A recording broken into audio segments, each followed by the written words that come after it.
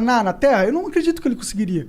Porque a partir do momento que ele se materializasse como um indivíduo, como ele não seria mais Deus. Seria outra parada. Uhum. Um dos grandes mistérios do cristianismo é justamente como é que isso foi possível mesmo. A linguagem que é usada em Paulo, a linguagem que é usada nos evangelhos, é uma linguagem mesmo do absurdo quase, né? De como é que Deus vira homem. Como é que o autor da vida nasce de uma mulher, né? Como é que o verbo eterno tem que aprender a falar. Como é que o incontido entra num corpo, né? Como é que o autor da vida morre, sabe? E realmente essa sensação tem que ser gerada na gente. Como é que pode isso? Isso é absurdo, cara. Mas esse é o grande absurdo da mensagem do evangelho. De que a gente tem Deus, um ser pessoal, segundo a visão cristã, segundo a visão judaica, da maioria das religiões monoteístas do mundo, um Deus pessoal, que olha pra gente na nossa miséria, no nosso pecado, nas nossas falhas, e escolhe se tornar como nós para se tornar uma ponte entre nós e ele. Né? Isso é uma mensagem que, sim, é absurdo. Como é que Deus vira gente, cara? Eu não virava gente. Se eu fosse Deus, papoca todo mundo e tal, e vai. Eu não sei, você, eu entendo. Não, entendeu? Assim, se fosse eu, que se dá em todo mundo, entendeu? Assim. Mas não, tem um Deus que olhou com misericórdia e com amor, entendeu? E que se tornou participante da nossa vida para ser o modelo perfeito que a gente recebe quando crê nele, sabe? Isso é uma coisa maravilhosa dentro da mensagem cristã e da visão cristã das coisas, né? Sim, mas eu acho que aí a gente tem duas interpretações dessa passagem, dessa mensagem. Você pode ter uma interpretação literal da parada, que é Deus realmente é Jesus, ele se materializou através de Jesus e trouxe o ensinamento dele, ou Deus habita todos os homens e toda vez que a gente nasce, Deus nasce junto com a gente e Jesus, ele simbolizou alguém que nasceu e soube escutar a parte de Deus que nasceu dentro dele. Não que ele seja Deus em si, mas sim que ele seja um avatar daquele que se aproximou, pelo menos na nossa história da humanidade, ao máximo daquilo que está dentro de todos nós. É uma teoria muito bonita. Só que não é o que ele diz acerca dele mesmo nos evangelhos, mas né? É que a interpretação do que ele diz é muito aberta. Não dá pra você... Em algumas coisas, com certeza. Sim. Não é? Quando a gente vai lendo a mensagem dos evangelhos, vai lendo tudo que a gente tem sobre Jesus, né? Que é a Bíblia e alguns relatos históricos um pouco difusos, mas a Bíblia é o principal relato histórico sobre Jesus. A gente encontra um Cristo que fala de si mesmo, não é? Que fala acerca de si, e algumas vezes ele fala parábolas, coisas difíceis de interpretar e tal, mas é isso ou é aquilo, e os teólogos ficam se matando e justificando seus salários, de ficar tentando descobrir o salário, o que é essas coisas, né? Mas a maior parte da mensagem do evangelho é uma coisa muito simples. A maioria das pessoas... o grande problema é a tradução, né? Às vezes você pega a tradução bíblica mó arcaica, mó difícil e tal. Mas a Bíblia foi escrita no Novo Testamento em um grego chamado grego vulgar. É o grego koiné. Não era o grego clássico dos filósofos, era o grego do povo. Então o Novo Testamento era um livro fácil de ler. Qualquer pessoa entenderia o que estava escrito ali. Claro que tem a barreira de tradução, aí você às vezes pega uma tradução muito arcaica, é difícil. Já existem hoje, muitas traduções são muito fáceis, né? Nova tradução da linguagem de hoje, nova versão transformadora, a mensagem e tal. Alguns parágrafos de traduções que repetem essa facilidade do texto, né? Qualquer pescador, qualquer pessoa letrada, qualquer um que ouvindo a leitura do Novo Testamento, entenderia o que está sendo dito ali. Porque é um texto fácil, simples. Não foi feito para ser um texto cheio de metáforas e coisas obscuras e conteúdos para colocar aqui o texto e fazer e achar a mensagem oculta da Bíblia. Não é nada disso. É uma narrativa muito simples. Um cara nasceu, cresceu, alegava ser Deus, dizia que as profecias do Antigo Testamento eram sobre ele, fez um monte de milagre para provar que ele realmente era divino, morreu, disse que ia ressuscitar, ressuscitou, e 500 pessoas e várias pessoas lá na Galileia testemunharam isso e escreveram que não, a gente viu isso acontecer, né? E quando colocaram eles diante de uma cruz romana, pô, você nega e diz que é mentira, eu te mato, disseram, não, pode me matar porque não é mentira não, né? E morreram por isso. Esse relato apresenta um Jesus que se coloca como o único Filho de Deus, como o enviado do próprio Senhor, não é? E isso é muito diferente daquilo que ele mesmo fala sobre os cristãos, que recebem de Deus quando encontram conversão, ou mesmo da chamada imagem de Deus que está em todos nós, né? Todos nós somos criados à imagem de Deus, o monarca é a imagem de Deus, Igor é a imagem de Deus, a equipe aqui toda é a imagem de Deus. E essa imagem foi quebrada pelo pecado. A gente pecou, né? E os nossos pecados, nossas próprias escolhas, faz com que a gente corrompa essa imagem em nós, né? Então há todos os dias uma luta pela imagem dentro da gente, né? Existe um bem e o mal no nosso coração, existe um certo e um errado. Por mais que os valores mudem de pessoa para pessoa, há uma lei escrita no nosso coração que é comum a todos os homens. Pô, matar é ruim, brother. Quem mata geralmente é uma galera particular da sociedade que é excluída e tal. Estuprar é horrível. Se colocar contra os outros, roubar o que é dos outros é ruim. Então, e isso é comum a muitas culturas, né? Porque existe uma coisa, um imperativo moral. Uma lógica moral universal que rege todos nós. imperativo moral que existe dentro de nós que vai mudando de pessoa para pessoa. Uns são mais abertos, outros menos. A sociedade vai criando outros valores. Ou a gente vai aprendendo valores ruins também, dependendo do contexto social. Claro, se sacrificava pessoas, virgens isso, e tal, exatamente. Cara. Até hoje, tem tribo indígena que sacrifica criança. No Oriente Médio tem mulher que tem que morrer junto com o marido. Assim, essas loucuras todas, né? Então, assim, a gente tem um Cristo que se diz Deus. C.S. Lewis, ele escreveu um livro chamado Cristianismo Puro e Simples. O cara escreveu Crônicas de Nárnia. Que ele diz que só existem 3 possibilidades sobre Jesus. Ou ele era louco, ou ele era mentiroso, ou ele era Deus. Porque se chega um cabo aqui e diz, brother, eu sou Deus. Pensa no Henrique Cristo. Sabia que ele ia trazer o Henrique Cristo. Se o Henrique Cristo chega aqui e diz, brother, eu sou Jesus, ó pai. Só tem 3 paradas possíveis pro Henrique Cristo. Ou o cabo é doido, crê fielmente que é Deus sem ser, então é pirado. Ou ele é mentiroso, tá num personagem há muito tempo, que ele sabe que não é Deus, mas finge que é. Ou ele é Deus. Ou ele tá falando a verdade e tem razão. Ou ele tá falando por metáforas. O Henrique Cristo? Não, Jesus no caso. Então, mas esse é o grande negócio. Existem metáforas que ele fala, mas outras passagens não são. Sim, entendi. Tem coisas que ele fala que ninguém nem entende. Ele chega assim, gente, eu sou o caminho, a verdade e a vida. Ninguém vem ao Pai, a não ser por mim. Aí Tomé olha e diz, Senhor, mas a gente sabe nem pra onde é que o Senhor tá indo, avalie qual é o caminho.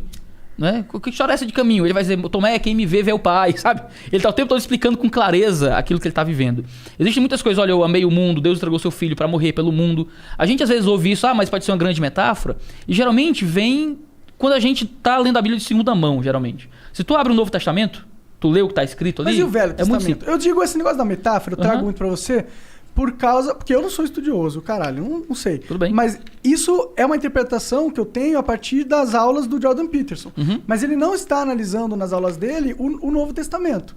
Ele analisa muito do Antigo, né? o Velho Testamento. E o Velho Testamento, ele é só metáfora. Tipo, a parte da Gênesis, ele é metáfora pura. Na minha visão, e é a visão do Jordan Peterson, na verdade, né? Os povos antigos... com as histórias de milênios que eles colecionavam, eles dando uma interpretação do que eles acreditavam que estava acontecendo na realidade. E aquilo é uma interpretação muito poderosa. Talvez as pessoas que chegaram naquela conclusão eram pessoas muito estudiosas e filósofas, e aquilo, a mensagem contida naquelas parábolas são mensagens muito gigantescas, entendeu? Não são tipo... Tem trechos que são 2 linhas da Bíblia, mas dentro daquelas 2 linhas tem muita sabedoria, entendeu? Por isso que eu acho que a essência desses livros, ele não tá, né? É claro que ele tá nessa parada simples de você educar o povo, e tem muito da Bíblia que era, tipo, não coma camarão, porque o nego tem alergia a camarão, se você comer camarão, provavelmente você vai passar mal, então não coma camarão, camarão é profano, tá escrito na Bíblia, no Velho Testamento, se pá. Sim. Isso é uma característica da Bíblia social, de comportamento humano, mas eu acho que essa parte do fundamento, a parte da Bíblia que tenta explicar a nossa origem, tenta explicar por que a gente está vivo, ela é muito rica, é muito metafórica, e não dá pra gente ter uma interpretação conclusiva dela, sabe? Ou com uma conclusão apenas. A grande questão é assim, a Bíblia ela é um livro que compila vários livros, né? O nome Bíblia vem de biblioteca, né? A ideia é que tem 66 livros ali na Bíblia protestante. Então, existem vários gêneros literários na Bíblia. Muitos teólogos vão argumentar, por exemplo, que os primeiros 12 capítulos de Gênesis é literatura poética, né? Há muita poesia e tal.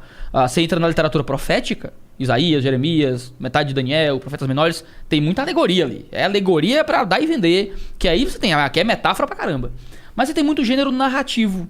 Você tem gênero epistolar, que é uma carta, né? O melhor exemplo que eu posso dar é que uma carta de Paulo é uma mensagem no Zap Zap, sabe? Então a mulher manda mensagem e diz, meu filho, vai ali no mercado e compre pão. Você não chega com um livro. Não, imaginei que você estava falando do pão pra alma e tal. É pão, é carioquinha. A gente chama de carioquinha, pão francês em Fortaleza. Né? É pão francês, é pão, porque você lê a mensagem e interpreta o que está dado por causa do gênero literário. Agora, se a mulher manda uma poesia, o livro dos Salmos é poesia. E o livro dos Salmos é cheio de mensagens difíceis, poéticas, é um texto poético, você escreve uma poesia, tem toda essa característica. A mensagem central acerca de quem é Jesus, o que ele fez, quem ele era, vem de textos narrativos e de textos epistolares. Eram cartas em que um pastor está instruindo a sua igreja, explicando com a lógica greco-romana mesmo, de forma bem clara, alguns pontos. E é uma narrativa muito simples no relato de Jesus. Com seus discursos, com o que ele fazia, de onde ele ia, de onde ele saía e ia para o outro lado. Quando você tenta argumentar que não, isso é uma grande metáfora política, na verdade isso não é isso, é aquilo, demônio não é demônio. Tá? Isso é não respeitar a análise do discurso. Isso é ciência, não é simplesmente opinião. A gente aprendeu que interpretação de texto sempre é opinião, e nem sempre é. Existe um aspecto opinativo, até artístico, mas há um aspecto científico do processo de interpretação de um texto. Não é? Depende da forma que esse texto... Qual o propósito esse texto foi escrito. Você entende, esse aqui é um texto de gênero profético. Você tem um jeito de interpretar. Aqui já entra muito na área da opinião, dependendo do nível da metáfora. Esse é um texto poético, tem outra forma de interpretar. Se Gênesis é poético, então existe toda uma metáfora ali de beleza que você vai encontrar no que está sendo dito. Os evangelhos não são poesia, nem metáfora, nem nada assim. Não são narrativa. Isso é um consenso dos teólogos? Cara, é um consenso. Pra você encontrar um teólogo dizendo que os evangelhos são uma grande metáfora política para o que quer que seja, ou alguma outra coisa... Cara, eu estudo teologia dentro da possibilidade da minha vida há bastante tempo, né? Desde meus 15 anos que eu tô na igreja e comecei a ler essas coisas. Fiz mestrado em teologia. Cara, eu nunca encontrei um teólogo relevante que seguisse esse caminho. Você encontra alguns teólogos que tentam desmistificar o texto. Então o que significa? Tem o relato da multiplicação dos pães e dos peixes, por exemplo. Aí o relato diz que tinha uma multidão lá ouvindo Jesus e o pessoal tava com fome. Aí diz, Jesus, como é que a gente vai alimentar essa galera toda aqui? Estão 1.000 pessoas aqui e tal. O que a gente faz? Aí diz, traz aí alguma coisa aí. Aí chega uma criança que tinha pães e peixes. Aí dá lá. Jesus pega e distribui, multiplica, aquele grande milagre famoso. Todo mundo come e sobra um monte de cesto de pão e peixe ainda pro povo. Isso é um relato milagroso, de um evento sobrenatural. Há muitos teólogos, e esses são os críticos mais majoritários, dentre os críticos da academia, que tentam desmistificar isso. Ou seja, vão tentar tirar a parte do milagre do texto. Então, na verdade o que Jesus fez foi através da generosidade do menino, fazer com que as pessoas mostrassem suas comidas escondidas e repartissem e tal e tudo mais. Eu teria uma interpretação assim, se eu fosse analisar, entendeu? Sim. Porque eu não acredito que existe sobrenatural. Pronto. Só que esse é o grande problema. Então, é só não acreditar na Bíblia. Mas é foda, porque você não concorda com essa interpretação. Porque você tá falando que pra acreditar em Deus, você tem que acreditar no sobrenatural. Então você tá dizendo que Deus é natural? Aham. É difícil tratar Deus como algo natural, porque se ele é algo que não transcende a natureza, então ele não está fora daquilo que existe no processo no evolutivo natural. Por que ele precisa estar fora? Dentro do conceito tradicional de Deus... Tradicional, claro. Não sei se aí desse jeito, daqui a pouco qualquer um pode ser Deus. Assim, Bolsonaro vira Deus. Não necessariamente, porque o Deus ele tem que obedecer a uma lógica, né? Por que tu escolheu Bolsonaro? Porque é o do momento. Se Lula estivesse lá, eu diria ele. Quando for 2022, eu vou dizer o monarca. Né? Vai ser presidente da vez. Ou o Felipe Neto, né? Talvez.